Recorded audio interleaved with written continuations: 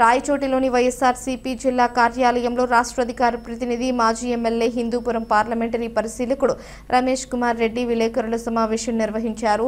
ఈ సందర్భంగా వారు మాట్లాడుతూ పులివెందుల ఒంటిమిట్ట ఎన్నికలు ఒక గ్యాంబ్లింగ్ అని అధికార పార్టీ పోలీసు యంత్రాంగాన్ని అడ్డం పెట్టుకుని ఈ విపరీతంగా గ్యాంబ్లింగ్ చేసిందన్నారు।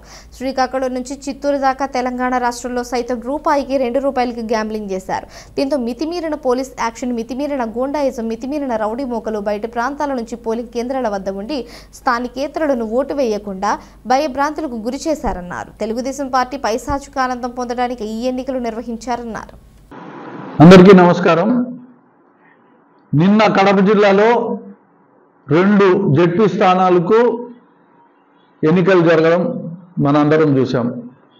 ఏ విధంగా ఈ ఎన్నికలు నిర్వహించింది ఎలక్షన్ కమిషన్ కానీ, పోలీస్ యంత్రాంగం కానీ, లేకుంటే అక్కడున్న ఆఫీసర్స్ కానీ, కలెక్టర్ కానీ, ఎస్పీ కానీ, వీళ్ళు ఏ రకంగా ఎన్నికలు నిర్వహించారు అనేది కూడా మనం మీడియాలో చూడడం, మీడియాలో చాలా విషయాలు కూడా ప్రజలందరికీ కూడా తెలియడం కూడా జరిగింది। ఇక్కడ ఏం జరిగింది?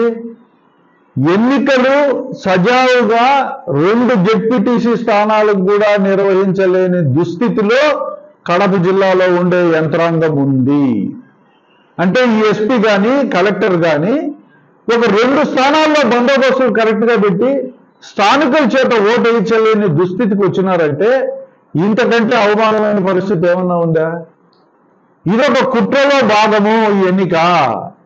ఈ ఎన్నిక కేవలం రాష్ట్రంలో ఎన్నో జెడ్పీటీసీ స్థానాలకు ఖాళీలుంటే కేవలం 2 స్థానాలకు ఎన్నికలు జరిపించాలని చెప్పి ఆలోచన చేయడమే ఒక కుట్ర। ఈ కుట్రలో భాగంగా నాకు నిన్నటి దినం వచ్చిన సమాచారం పూర్తిగా చూస్తే విపరీతమైన బెట్టింగులు కాసే ఎన్నికగా ఇది నిలిచిపోయింది। వందల కోట్ల రూపాయలు ఇప్పటికే చేతులు మారిపోయినాయి। బెట్టింగులు కట్టారు। తెలుగుదేశం గెలుస్తుందని ₹2, రూపాయికి ₹2, ₹3 ఇచ్చేదానికి కూడా సిద్ధపడినారంటే ఇది ఖచ్చితంగా కుట్ర। కడప జిల్లాలో జగన్మోహన్ రెడ్డి గారి చరిష్మా మనకు తెలుసు। ఏ రకంగా పులివెందులలో ఆయన్ను ఇన్ని సంవత్సరాలు ఆదరించినారో కూడా మనకు బాగా తెలుసు।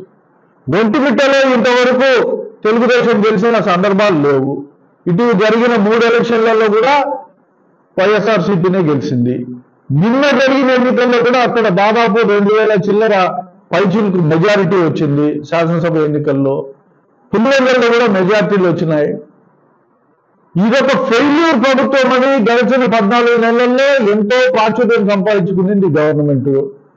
ఎక్కడ కూడా సంక్షేమ పథకాల అమలు జరపకుండా 1 సంవత్సరం పాటు ప్రజలను మోసం చేసిన ప్రభుత్వం ఇది। దీన్ని ప్రజల్లో తీసుకుపోయినాము। ప్రజల్లో ఇంకా ప్రభుత్వం పైన వ్యతిరేకత ఉంది। ఇవన్నీ కూడా తెలిసిన ఈ బెట్టింగ్ రాయుళ్ళు కేవలం బెట్టింగులు దృష్టిలో పెట్టుకొని ఎన్నికలు తీసుకురావడం జరిగింది। ఈ బెట్టింగ్లు ఎలాంటి బెట్టింగులు చేసినారంటే శ్రీకాకుళం నుంచి చిత్తూరు వరకు చాలా మంది ఫోన్లు చేశారు నాకు। ఏందన్నా ఈ ఎన్నికల్లో తెలుగుదేశం గెలుస్తుందంట, ₹2 బెట్టింగ్ అంట రూపాయికి అని, ₹3 బెట్టింగ్ అంటున్నా రూపాయికి అని ఫోన్లు వచ్చాయి। నేను నమ్మలే। ఎందుకైనా అంత ధైర్యంగా ఎందుకు పెడతారు ఎవరైనా? ఈ తెలుగుదేశం బెల్ట్ కాదు, ఇది వైఎస్ఆర్సీపీకి అనుకూలంగా ఉండే ఏరియాలు ఇవి। ప్రజలు కూడా వైఎస్ఆర్సీపీతోనే ఆదరిస్తారు। మీరు ఎందుకు ఈ ఆలోచన చేస్తున్నారంటే లేదన్నా కోట్లు కడతా ఉంటారు బెట్టింగ్ మా ఏరియాల్లో అని। ఈ బెట్టింగ్ రాయిళ్ళు ఈరోజు కేవలం ఎన్నికలు బెట్టింగ్ కోసమే తీసుకొచ్చినారు। ఈ బెట్టింగ్ ద్వారా వందల కోట్ల రూపాయలు సంపాదించాలనే ఆలోచనతోనే చేసినారు। అందుకే ఈరోజు పూర్తి స్థాయిలో ఈ ప్రభుత్వ యంత్రాంగము, వ్యవస్థలు అన్ని కూడా ఏకమైపోయి బెట్టింగ్ రాయిళ్లను గెలిపించడానికి కోసం ప్రయత్నం చేశాయి। అందుకే నిన్నటి దినం పులివెందులలో కానీ, ఒంటిమిట్టలో కానీ సాక్షాత్తు